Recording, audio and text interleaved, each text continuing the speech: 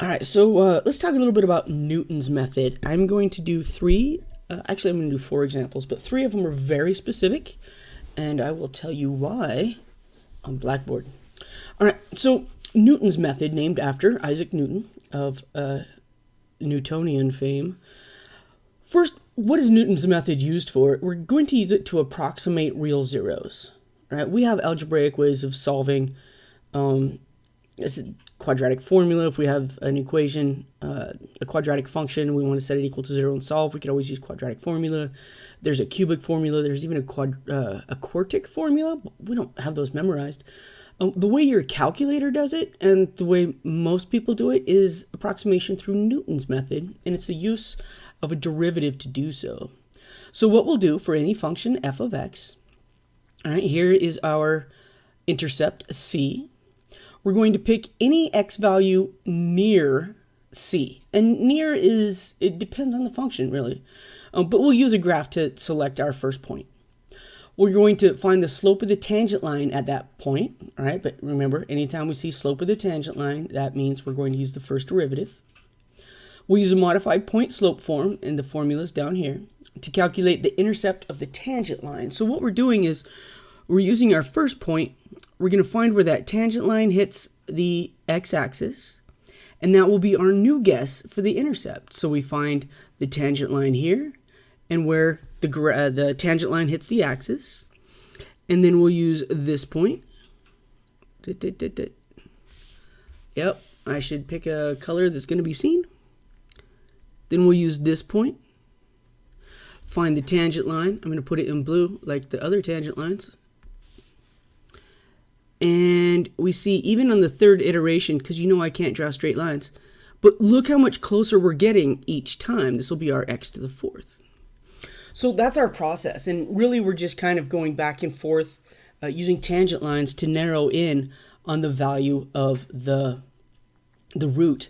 We'll repeat this process, so it's a repetitive process. There's a formula for it. We'll keep going until we get close enough, and close enough depends on the actual problem.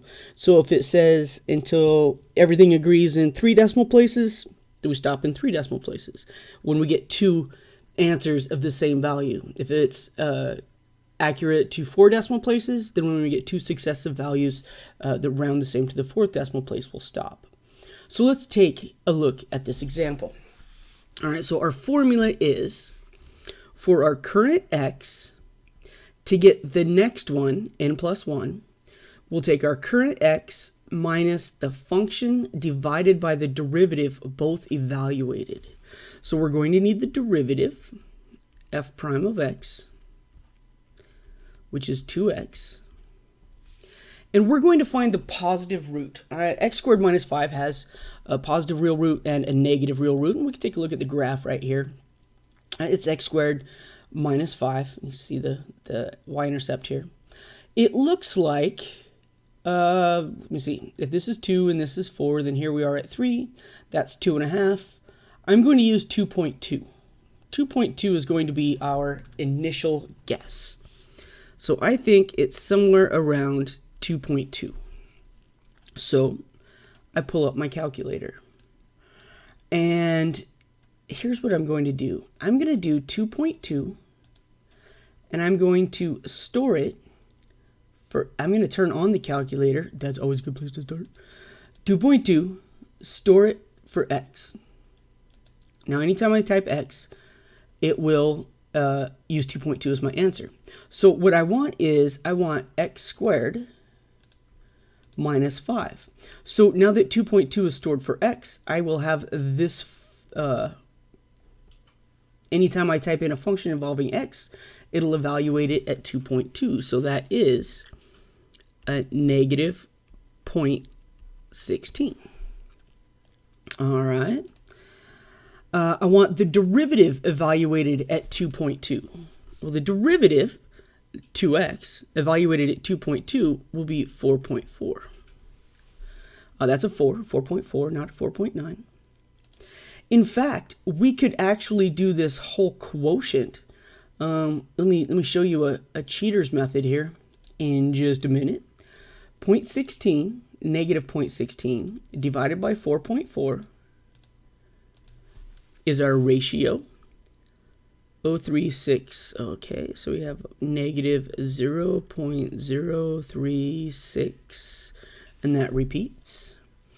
But really, what I'm going to use my calculator for is I'm going to tell it that x minus, and then in parentheses, I'm going to tell it x squared minus 5, right, the original function, divided by the derivative. Notice I put the original function in parentheses, so the whole thing is in the numerator. And then I put the derivative in parentheses, so the whole thing is in the denominator. So I have x minus the function value divided by the derivative. And then I'm going to be clever. I'm going to store that as my next x value, right? Because this ends up being the next x value. So whatever answer you get here automatically gets transferred to the new row first column. Check it out. So now I have stored 2.23636 as my x value. Type x. What do you get? So we have that number stored as x. And we could do each one of these steps again. 2.23636. I'm going to get a couple of answers displayed here, and then I'm going to make my paper do what I need it to do, and I'll be right back. All right, I just moved some things around so this calculator doesn't keep going away. Should still all be good, though. Okay, so now I have this as my new x value. So now I want x squared minus 5, which is 0.001322314. We have 2x, right? We can find 2x because it's still using that x value. I haven't saved anything else. I haven't stored anything else in place of the x yet. So this is 4.47. 2727. And then we can do the quotient. I'm gonna do, what am I gonna do? I'm gonna do x squared minus 5 divided by 2x. Make sure you use parentheses. If you don't have the parentheses around the 2x, you will get a different answer. Remember that e to the negative 4 says there's 4 decimal places here. So 0.123459563. And when I do x minus that value, I'll do just this whole, check it out, I'm going to be lazy. Not too lazy, I could have typed the rest by now.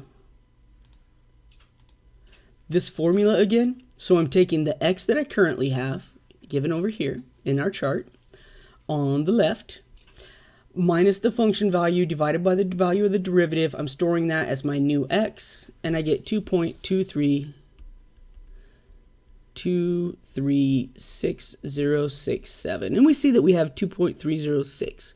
So to 3 decimal places, we're accurate. And if we look, we know Desmos is kind of cool like that. It'll tell us, look at that, 2.236. And that's all it used.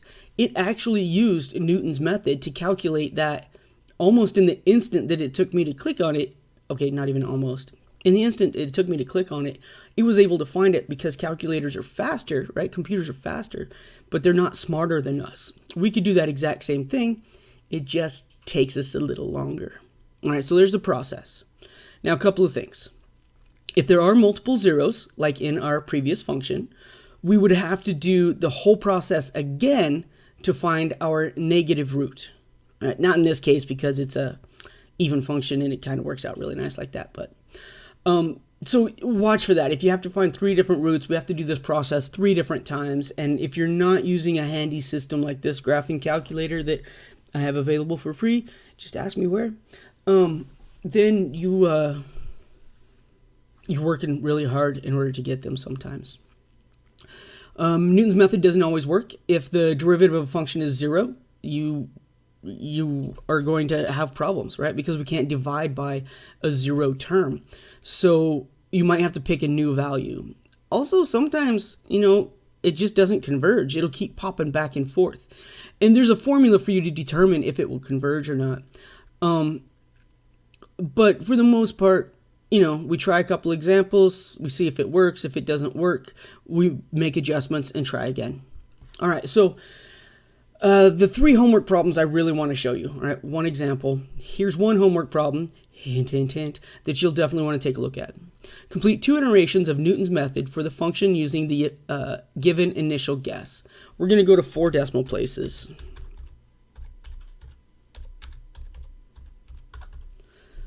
All right, so we're going to start with the cosine function. And we're going to start with a guess of 1.6. So I'm going to clear my calculator. I'm going to start over. I'm going to do a 1.6 and store that for x. Now I'm going to find the cosine of x. Negative 0.029. Oh, it's tripping me out as I write that. 029199. Now, it says 4 decimal places. I'm writing down more than 4. You would, of course, round this appropriately to 4 decimal places.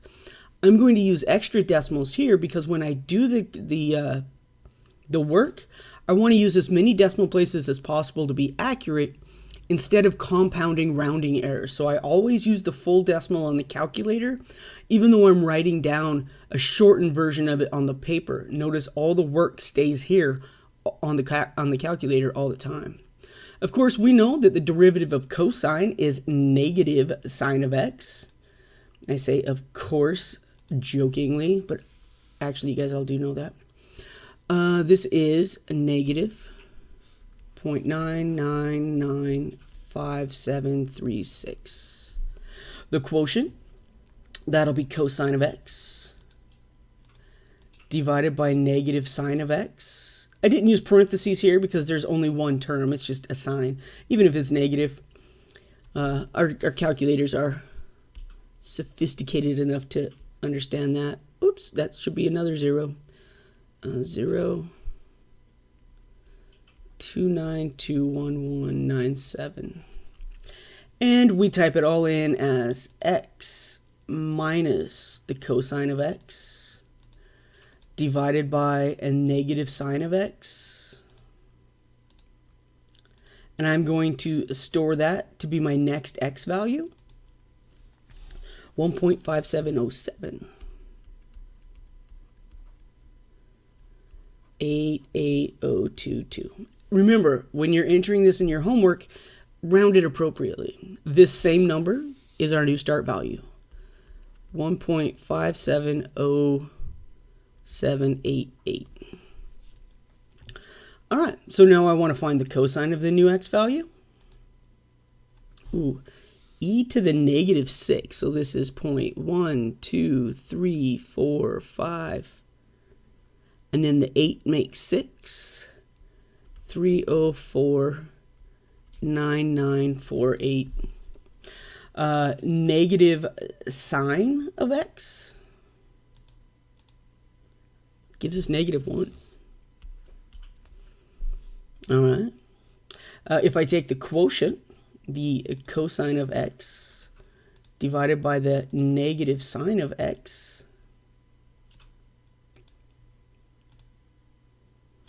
we will have, oh, look at that. It's that number that's negative. Yeah, I was not thinking. 1, 2, 3, 4, 5, and then an 8, 30499.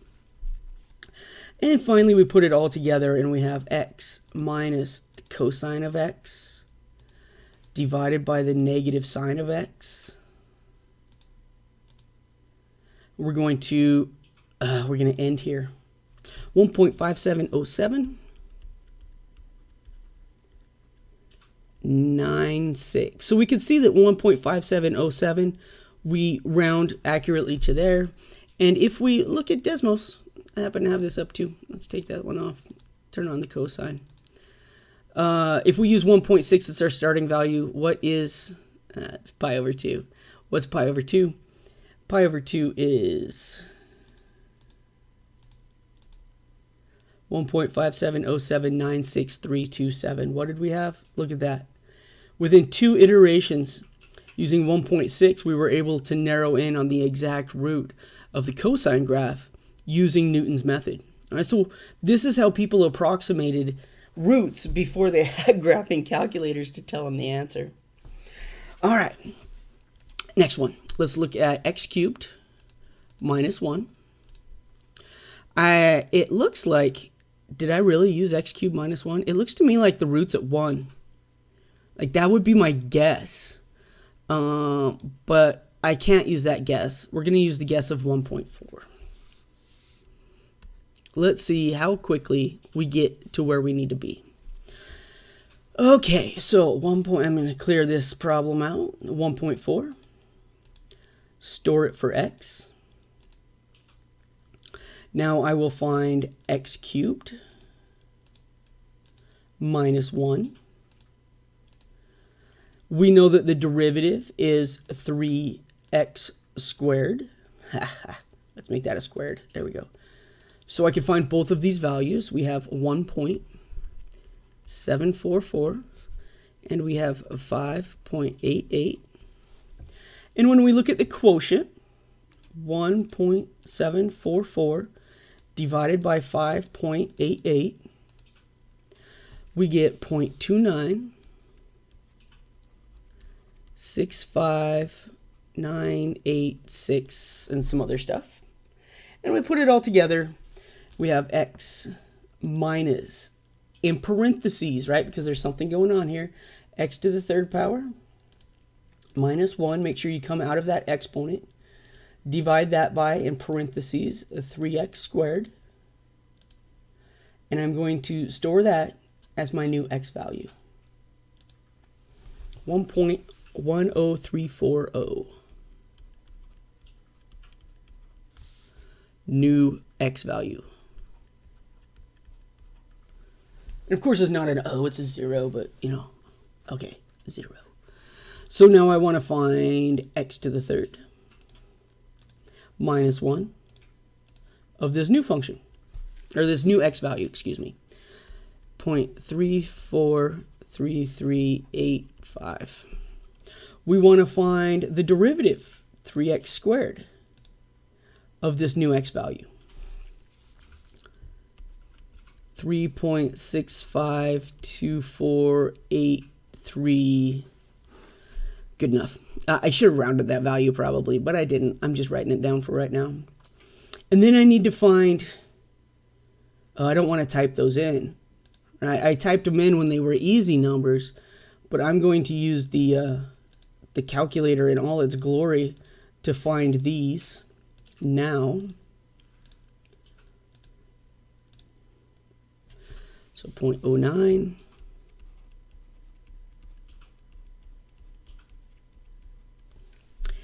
And when we store it all, we have x minus that quotient that I just typed in. Check this out. I'm going to insert x minus, and then I inserted the quotient. I'm going to store that for x. 1.009387. So it's getting really, really close to 1. If we were to do a third iteration of this one, I have no doubt, I'm just going to use this formula again. All right, our next iteration, after we do all the little details, the next output would be, look at that, it's almost 1. And then we could do it again, and we're even closer and closer to 1. So that would be number 4. At number 5, it finally tells us, hey, the value is 1, which we knew. If you picked a different start value, it would take a different number of times, a different number of rows, in order to get to that answer of 1. So your start value really matters. You want to get as close as you can to have your method be more accurate.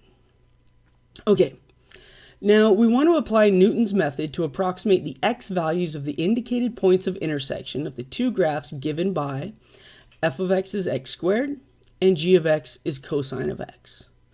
Now, where they intersect is where x squared is equal to the cosine of x, right? That's where they intersect. But you could form a new function, h of x, which is f of x minus g of x, and h has zeros or roots at the intersection points. Right? Where these two are equal is right here. And so if I subtract them,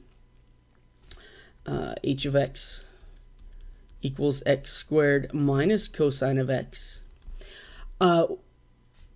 where they are equal, I'll have a 0.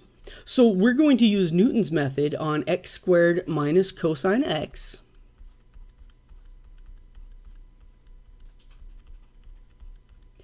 We have the derivative. The derivative of x squared is 2x. The derivative of minus cosine, think about that chart that's in the classroom. That's going to be positive sine of x. And I don't know what this value is necessarily. I'm going to take a better look at it. Let's compare these two graphs. All right. So if I want this value, it looks like if this is 2, this is 1. I'll probably choose 1.7 for my positive root. And because x squared and cosine of x are both even functions, I know my negative one is going to be the exact same spot. So I only need to find the positive one because of x squared, because of its symmetry. Once I find the positive intersection point, the x value will be the opposite for the other one in this situation. So what did I say? I said I'm going to let x1 be 1.75. And you may have noticed it's so much easier to just put down the end results, right? I want 1.75 minus h of 1.75 divided by h prime of 1.75. Decimals matter. And this will be x3. All right, and I'm gonna put that here as output is x3. So let's clear out our calculator again. And I'm going to take 1.75 and store it for x. I don't know why I'm using 2 decimal places. Really, 1.7 is good enough. Then I'm going to create x minus. Now we put our h of x function, our x squared, minus cosine of x.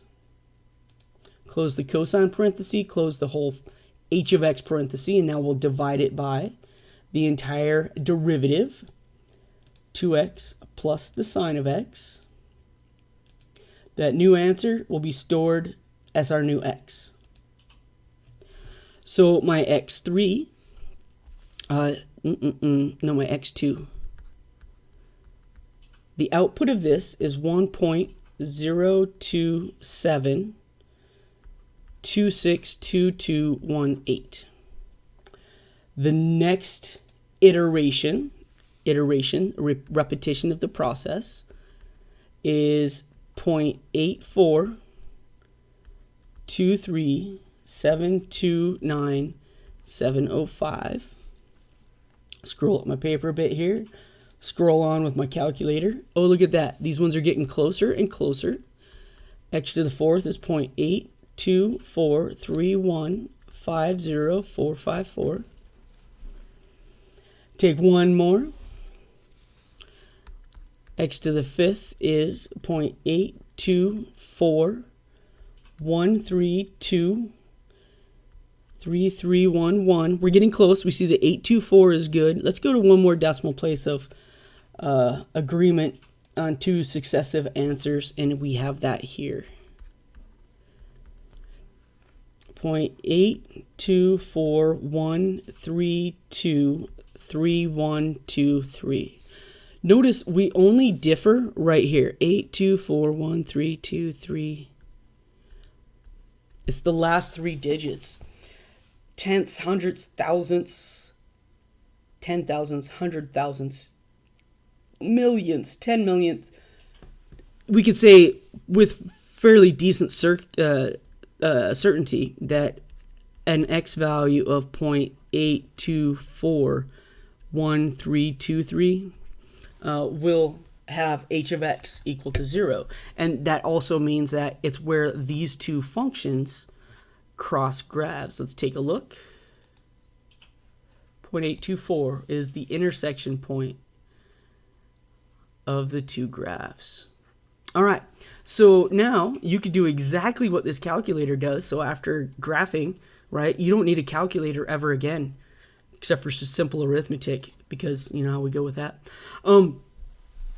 So this is Newton's method. Three very, very important examples that I want you to keep handy as you're preparing for the exam. Thanks for listening.